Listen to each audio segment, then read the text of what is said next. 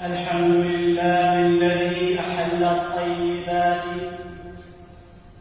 وحرم المخدرات وأشهد أن لا إله إلا الله وحده لا شريك له وأشهد أن سيدنا ونبينا محمدا عبد الله ورسوله فاللهم صل وسلم وبارك عليه وعلى آله وصحبه والتابعين أما بعد فأوصيكم عباد الله ونفسي بتقوى الله عز وجل حيث قال الله تعالى واتقوا يوما ترجعون فيه إلى الله ثم توفى كل نفس ما كسبت وهم لا يظلمون.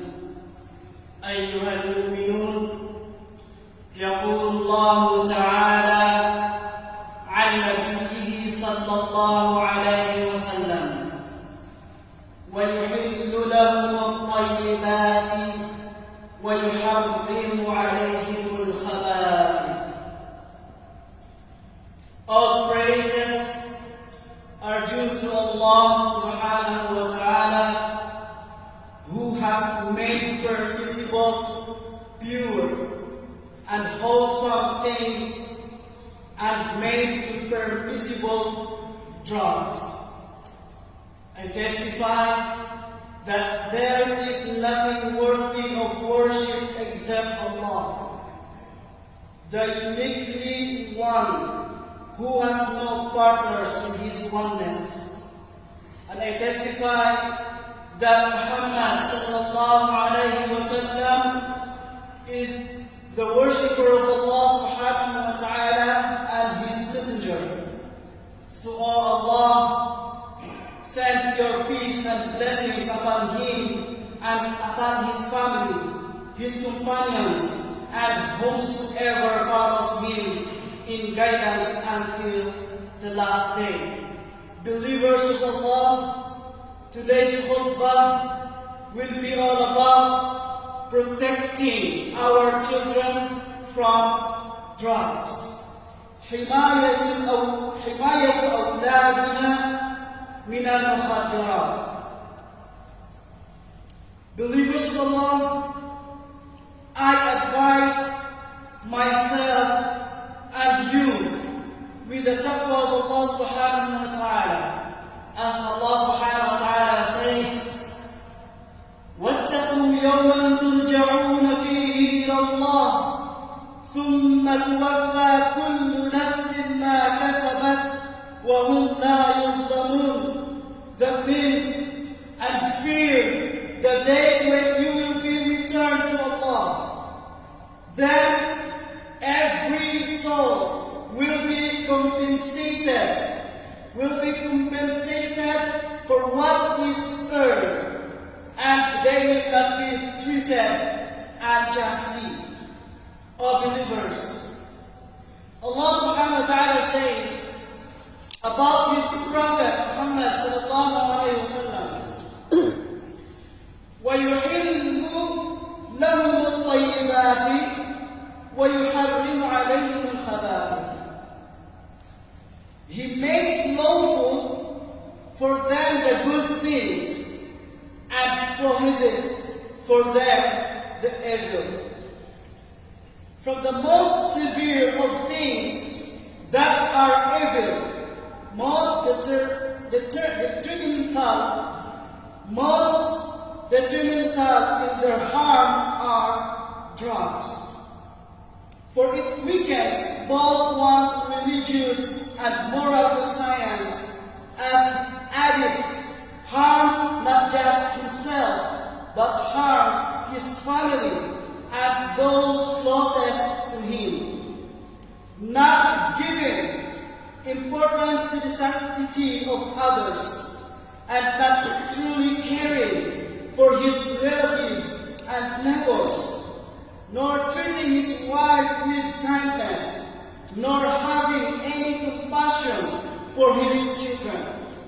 So, We find families with addicts in them become full of turmoil after they had been stable, and ultimately breaking under its stress due to such addiction. Families and societies which had cohesion become split and divided, each individual members finding their suffering increases. For these reasons and more, as servants of Allah, Allah has forbidden everything that numbs the mind and robs it of awareness, or affects it negatively, or makes it unaware of moral conscience. For he described the nature of such intoxicating drugs as being rijisun min amali shaitan, as Allah subhanahu wa ta'ala says, defilement from the work of Satan. For which reason Allah has commanded us to avoid such drugs. For if we truly want success in this world and the next, then we must distance ourselves from such path of humiliation and abasement by saying, فَاجْتَنِبُوهُ لَعَلَّكُمْ تُفْلِحُونَ. So avoid it that you may be successful. Believers of Allah, indeed, it is from the responsibility of parents to protect their children from drugs, as the Messenger of Allah sallallahu alaihi wasallam says, "Inna Allah sa'ilun kulla ra'in 'amma istar'ahu, ahafidha am dayya'a, hatta yas'ala ar-rajul 'an ahli baytihi." Indeed, Allah will question each shepherd as to their flock which they were entrusted with. Did they preserve them or waste them? To the extent every man will be asked about the family of his house. Well, hadith Sahih Ibn Hibban. So upon fathers and mothers is to stand up and act in accordance with the responsibility they were entrusted with, especially concerning the upbringing of their children, caring for them, sitting with them, listening to them, safeguarding them, raising their awareness, advising them, observing their behavior, and getting to know their friends to ensure they have good company. The Prophet ﷺ said, "Ar-rajulu ala dini khalilihi falyanzur ahaduhum man yukhalil." A man follows the religion of his friend, so each one should consider whom he makes his friend. Hadith Abu Dawud. It is the duty of parents to monitor their children's school attendance and their academic development, and to encourage them to invest their time in that which will benefit them, such as purposeful reading that expands their understanding, beneficial exercise that develops their bodies, and beneficial practical courses that hone their skills. It is beneficial for children to accompany their parents to adult gatherings and blessed social events, as it builds their personality and increases their experience, establishing in them authentic customs, blessed traits, and noble traditions, and protects them from alien ideas that destroys their sense of well-being.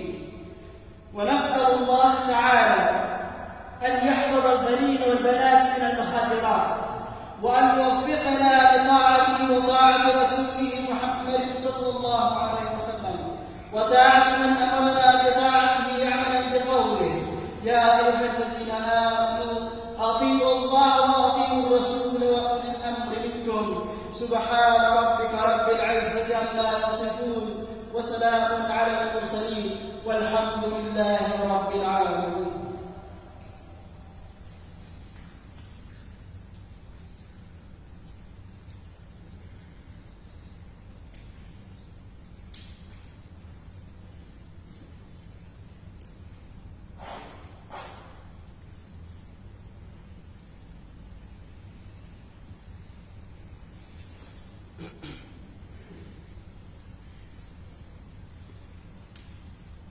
الحمد لله رب العالمين، والصلاة والسلام على سيدنا ونبينا محمد خاتم المرسلين، وعلى آله وصحبه ومن اقتدى بهديه إلى يوم الدين. أيها المؤمنون, believers of Allah, all praises are due to Allah subhanahu wa ta'ala. I praise Him with the best of praises, for He is the one who sends down His reward on those who listen to His speech and follow the best of it. And may peace and blessings upon our Prophet Muhammad sallallahu alaihi wasallam and upon all of his companions. I advise you, slaves of Allah, believers of Allah, and myself for the taqwa of Allah subhanahu wa ta'ala, so have taqwa of Him. Worshippers of Allah, indeed, the family is the first cradle for girls and boys, their first school in life, and the first thing their eyes see of the world. This is why the family plays a major role in raising them in virtues, instilling them moral values, promoting good character in their words and actions, and instilling the key principles in their souls by which they live life, build their personality, and demonstrate behavior.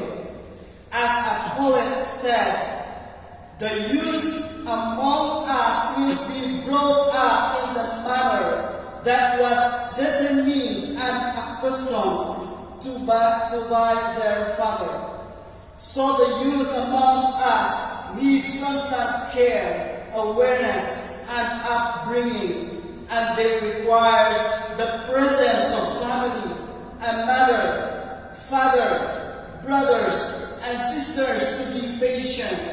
Most importantly, there needs to be kindness and compassion, for the Prophet ﷺ said, إِنَّ الرِّفْقَ لَا يَقُولُ فِي شَيْءٍ إِلَّا زَانَهُ وَلَا يُنْزَعُ مِنْ شَيْءٍ إِلَّا شَانَهُ.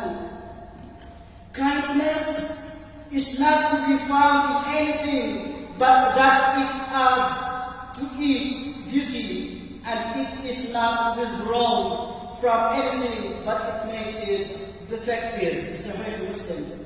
The youth also need someone to listen to them and talk to them with wisdom and forbearance, and to be close to them, closely following their actions, without making things difficult and constricted for them. All this is to protect our children, ensure their safety, and preserve their identity, traditions, and the stability of the community and the Muslim nation. هذا وصلى الله وسلم وبارك على سيدنا ونبينا محمد وعلى آله وصحبه أجمعين، وارض اللهم عن الخلفاء الراشدين أبي بكر وعمر وعثمان وعلي، وعن سائر الصحابة الأكرمين والتابعين لهم بإحسان إلى يوم الدين. اللهم احفظ البنين والبنات من المخدرات، ونسألك اللهم السلامة من هذه الآفة وأضرارها. اللهم إنا نسألك الهدى والتقى والعفاف والغنى.